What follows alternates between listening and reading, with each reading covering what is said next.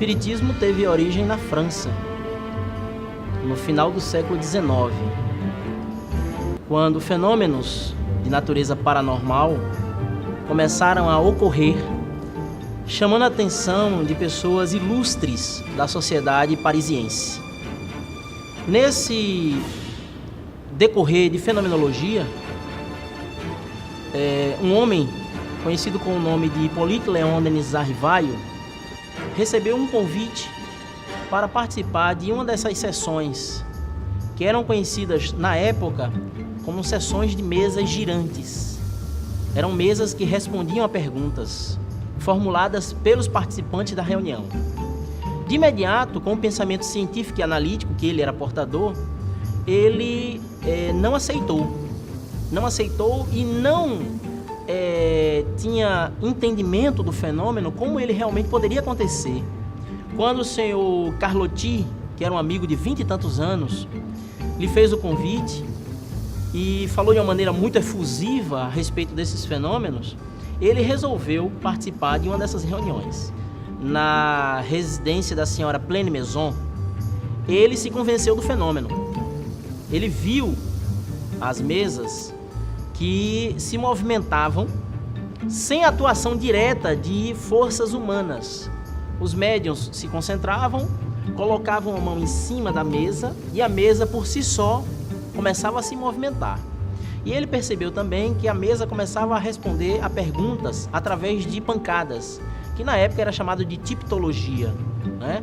As pessoas faziam perguntas e as mesas começavam a responder através de pancadas. Na verdade, era a atuação de espíritos num objeto material, num objeto concreto, e respondia perguntas que poderiam ser respondidas através de uma codificação.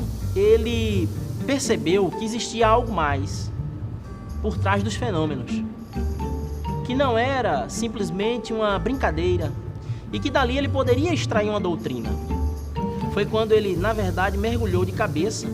E como ele já era uma figura ilustre na sociedade parisiense e em algumas partes da Europa, porque ele tinha muitos livros escritos, ele resolveu adotar um pseudônimo de Allan Kardec para que a sua obra, no caso a doutrina espírita, começasse a ter reconhecimento não pelo autor, e sim pelo próprio conjunto de informações que o Espiritismo veio trazer para a humanidade. Aí foi quando ele teve a ideia, na verdade, de criar o livro, que ficou conhecido como Livro dos Espíritos, que era, na verdade, um trabalho de intercâmbio entre as duas inteligências, né? A inteligência dos homens da Terra e a inteligência dos espíritos que estão numa outra dimensão de vida, numa outra dimensão espiritual. O Espiritismo, ele é composto por princípios ou postulados básicos.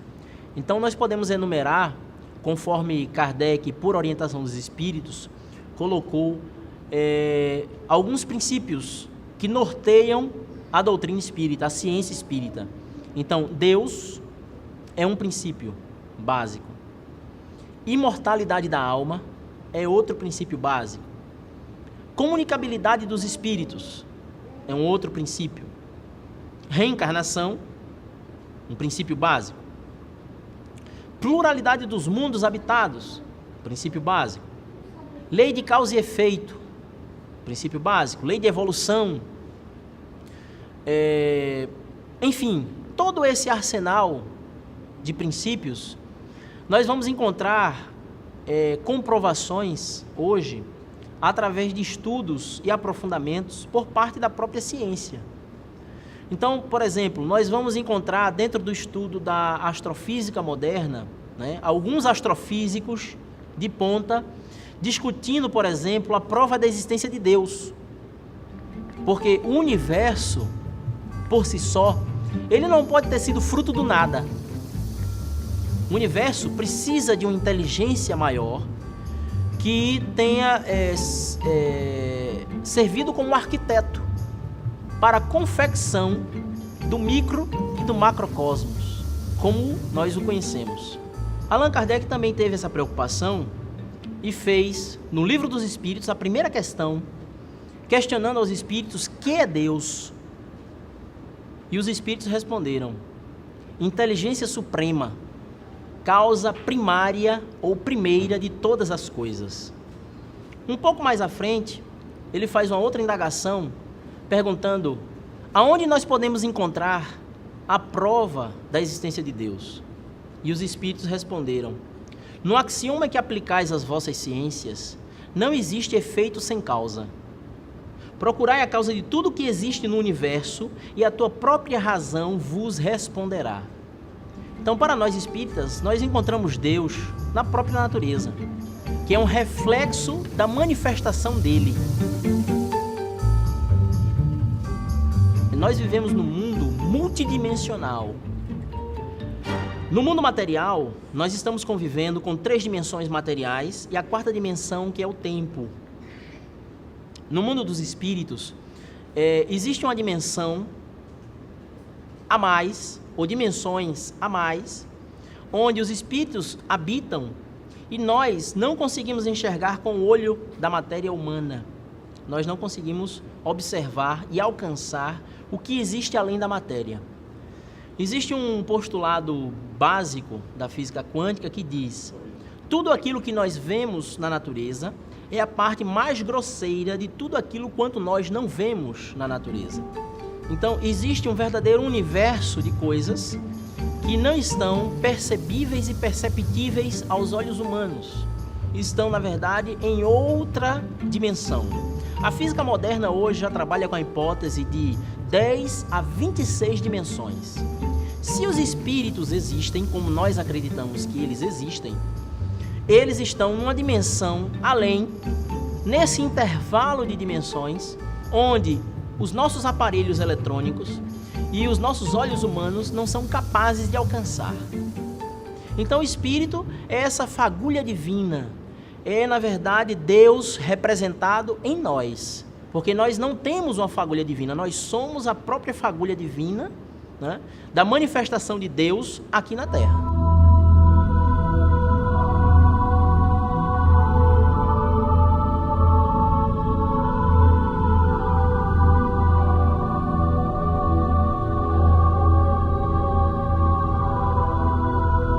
A doutrina espírita tem como um dos seus pilares, uma das pedras angulares do espiritismo, os ensinamentos do Mestre Jesus. Nós sabemos que a humanidade ela está repleta de personagens que foram ícones ou líderes religiosos em suas religiões, em suas regiões específicas no planeta como um todo. Então nós tivemos, por exemplo, a figura de Siddhartha Gautama, o príncipe Siddhartha Gautama, que depois se transforma Buda, o iluminado. Nós tivemos também na Índia, numa cultura milenar, o Krishna, que veio muito antes de Jesus e trouxe uma mensagem de uma profundidade valorosa. Nós tivemos na China Lao Tse, nós tivemos também Confúcio, nessa mesma região. Nós tivemos Zoroastro na Pérsia. Nós tivemos Maomé também, que veio um pouco depois de Jesus. Mas para nós espíritas, Jesus é a maior representação que Deus ofereceu à Terra para nos servir de guia e modelo. Com a própria pergunta que Allan Kardec formula aos espíritos, né? Qual o principal ou o maior modelo que Deus ofereceu ao homem aqui na Terra? E eles responderam simplesmente com a palavra Jesus. Então, Jesus para nós espíritas é o maior representante de Deus na Terra.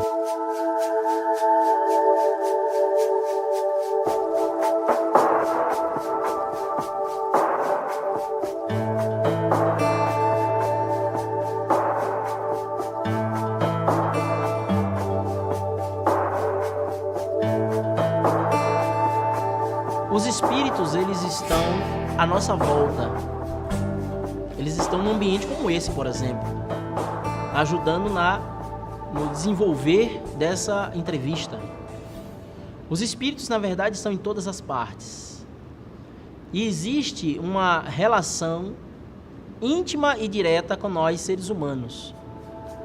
Da mesma forma que existem espíritos que estão predispostos a nos ajudar na nossa vida, na nossa conduta diária, nas nossas lutas e tribulações, existem aqueles que também querem nos prejudicar. O que vai fazer, na verdade, essa diferença de ajuda ou de prejuízo para as nossas vidas é a nossa conduta. Os espíritos falam e nos ensinam que nós estamos ligados através de afinidades. Então nós nos afinamos com eles conforme os nossos pensamentos, ações e atitudes. Então, se nós temos um pensamento equilibrado, somos pessoas sérias, moralizadas e éticas, nós vamos atrair a simpatia dos bons espíritos.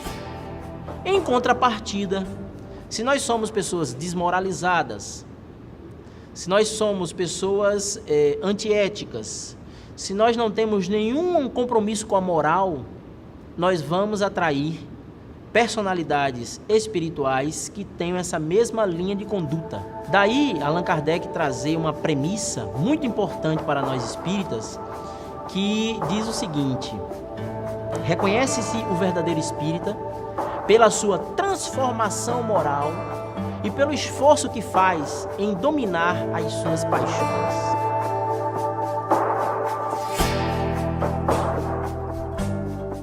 O universo ele é composto por leis. A reencarnação é uma delas. Nós vamos encontrar em todos os povos, em todas as épocas, em todas as civilizações, indícios de que nós, primeiramente, não morremos com a morte do corpo biológico, sobrevivemos. E uma vez sobrevivendo, nós voltamos para corrigir, para retificar determinadas falhas que nós cometemos no decorrer de nossas existências. Então, uma vida só não seria satisfatoriamente suficiente para nós resolvermos tudo. E Deus, na sua misericórdia divina, permite que o ser humano volte através da lei da reencarnação para, digamos, retificar a sua vida, tendo uma direção no caminho certo. Aqui a gente está entrando no edifício da evangelização, onde são, durante o final de semana, são evangelizadas as crianças e durante a semana os adultos. Tá? Esse painel aí foi em homenagem justamente à evangelização infantil. Bom, aqui nós temos as primeiras salas de estudo, né? De evangelização de adultos. Podem entrar aqui.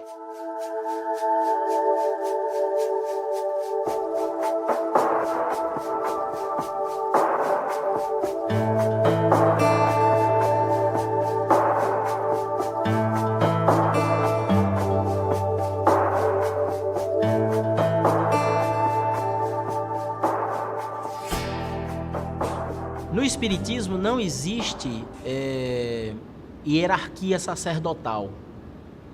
Não existe um sacerdote, não existe um pastor, não existe um representante maior.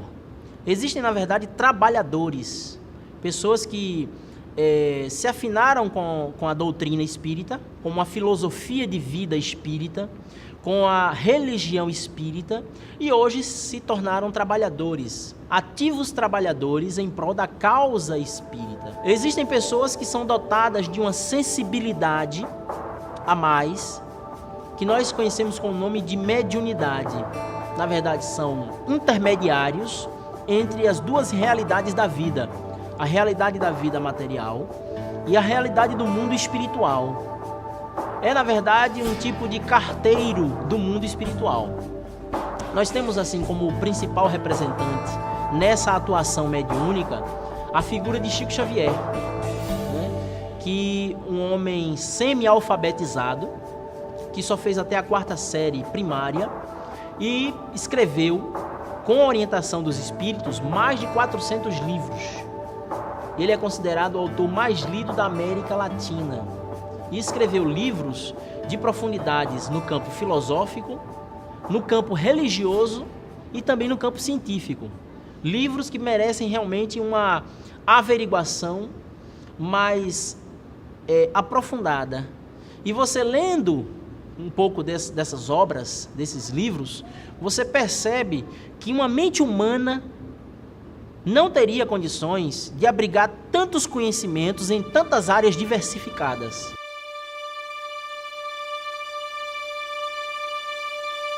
Nessa atual existência, eu me considero extremamente feliz por ter encontrado essa doutrina de tantos valores éticos e morais que me ajudaram na compreensão do mundo, na compreensão das injustiças humanas, na compreensão da vida na Terra e como membro, como cidadão, uma pessoa atuante para, de alguma forma, ajudar na transformação do mundo, começando pela transformação moral dentro de mim mesmo.